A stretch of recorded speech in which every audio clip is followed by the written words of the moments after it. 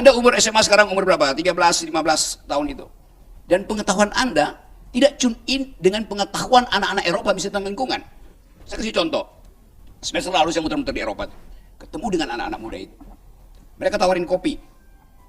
Saya bilang, saya punya kopi di Indonesia. Kopi Sembalun, kopi Aceh. Mereka bilang, oke, enak ya. Tetapi buat mereka akan tanya, kopi Gayo misalnya ditanam di bukit nomor berapa di Aceh? Bayangkan, setajam itu. Mereka bertanya. Saya tanya, kenapa mesti begitu? Karena kami ingin tahu, supaya kami bisa foto dari udara, apakah benar tempat nanam kopi itu betul-betul tidak merusak hutan.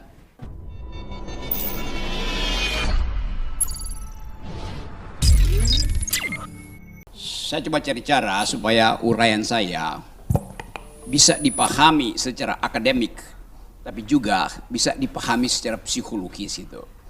Karena Anda semua berupaya untuk mendefinisikan masa depan versi Anda. Tapi kita tahu masa depan itu untouchable, sesuatu yang nggak mungkin Anda sentuh tuh. Jadi tadi betul tadi semangat apa namanya tuh olahraganya tuh. Dan Anda semua adalah murid. Bahasa Latin dari murid disciplinus. Kata itu kemudian berubah orang Inggris jadi kata disciple. Disciple artinya ikut aturan. Aturan siapa?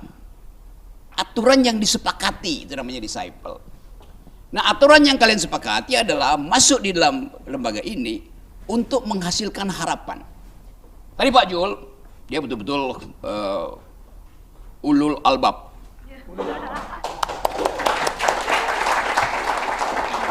Orang yang ingin mengaktifkan pengetahuan tuh. Mengaktifkan pengetahuan artinya membagi pengetahuan itu dengan konsekuensi akan dicaci maki itu. Seringkali saya bagi pengetahuan tapi kemudian saya dicaci maki, nggak ada soal. Yang penting ada niat untuk berbagi pengetahuan. Pak Jul tadi merindukan masa lalu dia untuk jadi generasi kalian tuh. Dia masih diingat sebagai milenial, padahal umurnya udah kolonial.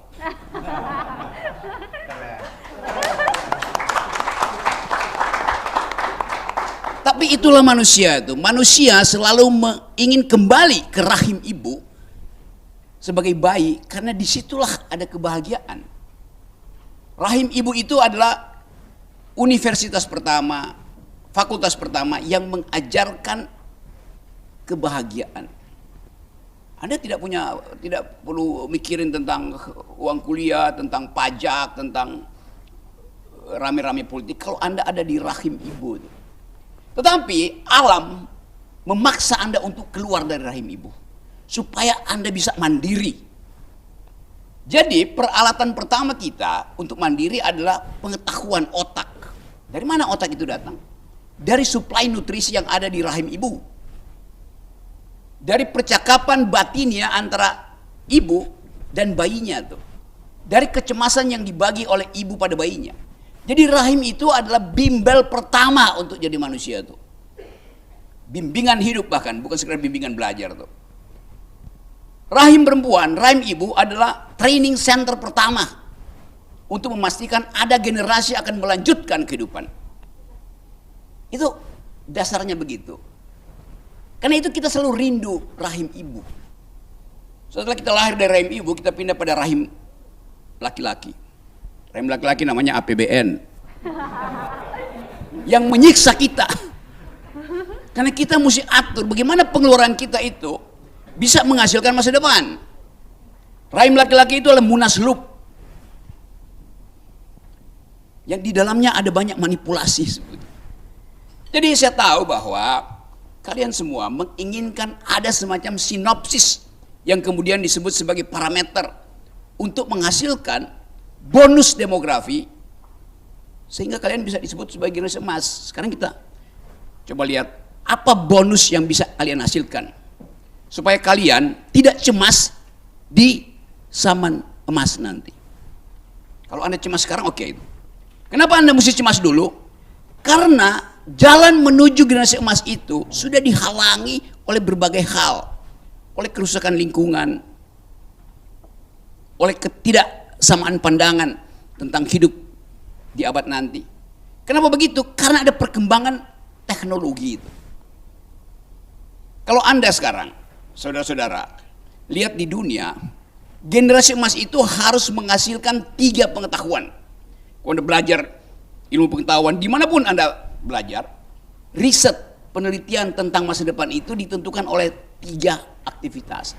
Yang pertama, aktivitas untuk mengukur dan mengetahui kebiasaanmu itu apa. Karena pasar, market, sedang mengintai apa yang bisa diproduksi supaya kalian itu bisa dianggap sebagai konsumen. Itu yang biasa disebut sebagai big data. Big data. Setiap kali kalian upload status kalian di sosial media, yang kalian upload, yang kalian publikasi adalah kepentingan dan keinginan kalian. Lalu dibaca oleh artificial intelligence, lalu orang tahu, mereka yang ada di pusat-pusat konsumsi dunia, di Paris, London, Tokyo, New York, itu tahu, oh di Lombok Barat selalu kalau mereka posting gambar itu, gambarnya kok buram itu. Maka dirumuskan di sana bahwa masyarakat Lombok Barat belum punya penghasilan sebanyak masyarakat Kuala Lumpur. Karena video yang kalian upload itu buruk, artinya handphone kalian itu ketinggalan zaman. Gampang saya tahu tuh. Out of date. Saya nggak perlu tanya ke handphonemu berapa tuh, enggak. Dengan gambar yang saudara upload, produsen HP di Hong Kong atau di Las Vegas tahu bahwa oh itu anak-anak itu tuh kekurangan pengetahuan tentang teknologi. Lalu dianalisis. Kenapa begitu? Karena daya beli di Lombok masih rendah. Maka dirumuskan bahwa mari kita buat handphone yang memungkinkan handphone yang satu itu dihentikan ringtone-nya. Nah itu handphone jelek itu, karena bunyi terus. Jadi Anda tahu bahwa yang Anda lakukan hari ini dibaca di sistem internasional. Itu Elon Musk taruh di atas kita itu apa namanya, Starlink. Jadi dia tahu kebutuhan kita di sini. Dia tahu bahwa kalian upload pembicaraan dengan saya, terus-menerus presiden akal sehat. Dibaca oleh teknologi mutakhir. Oh di situ ada pembicaraan yang selalu mengkritik pemerintah. Pasti dibaca. Lalu sistem internasional tadi menganggap bahwa kalau begitu, kendati handphone anak-anak muda di Lombok ini masih low standard, tetapi pikirannya udah high end. Karena memberi kritik artinya memikirkan secara serius lalu mengucapkan alternatif. Jadi Anda semua nanti akan jadi pemimpin. Anda berupaya untuk mengingatkan kita bahwa masa depan adalah milikmu. Oh ya. Tapi coba kita bandingkan, bisa nggak kita raih masa depan itu dengan kekuatan hari ini? Hari ini ada berita, barusan 2 jam lalu saya baca. Malaysia itu pendapatan per kapitanya sudah 13.000 US dollar per satu manusia.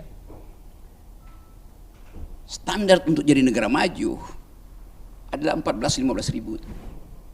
Jadi sebentar lagi Malaysia akan jadi negara maju. Bonus demografi mereka adalah 15.000 US dollar per kapita yang bisa mereka tembus dalam 1-2 tahun ini. Hey, 15.000 itu kira-kira berapa tuh? 45 juta. Ya 45 juta rupiah per orang pendapatannya. Iya, 15.000 kali 10.000, 15, 25 juta kayak. 25 juta. Satu anak muda di Kuala Lumpur punya pendapatan 25 juta. Indonesia GDP per kapitanya 4.500 cuma. Seperempat dari Malaysia. Jadi kalau Anda bertanding dengan anak muda di Malaysia, pasti Anda kalah. Generasi emas, bonus demografi adalah milik Kuala Lumpur. Karena generasi emas itu bukan membandingkan antara apa yang Anda punya sekarang dan apa yang Anda punya nanti di tahun Indonesia emas nanti. Bukan itu yang dibandingkan. Kalau kamu misalnya hari ini punya pendapatan sebut aja $4.500 tadi. Terus kata Pak Jokowi, kalian akan punya pendapatan nanti 10 kali lipat di generasi emas. Berapa? 40.000. Oh, senang kan? Yes. Oke. Kalian bonus demografi 10 kali lipat pendapatan kalian kalau Kuala Lumpur itu tenggelam oleh tsunami. Tapi kalau Kuala Lumpur hidup terus, dia bisa 60 kali lipat. Jadi Anda betul-betul drop lagi. Begitu cara membandingkan bonus demografi itu. Yang saya sering terangkan pada Pak Jokowi menganggap bonus demografi itu di sekitar kita itu nggak ada orang. Padahal anak Kuala Lumpur itu yang akan bersaing dengan kalian untuk memenangkan bisnis-bisnis di 2045. Jadi lawan kalian bukan diri kalian di masa depan, tapi masa depan dari anak-anak di Vietnam, di Thailand, dan di Malaysia. Itu cara berpikirnya. Jadi terlihat bahwa kita mesti kerja keras.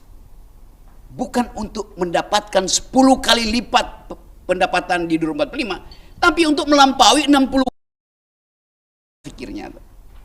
Jadi terlihat bahwa kita mesti kerja keras.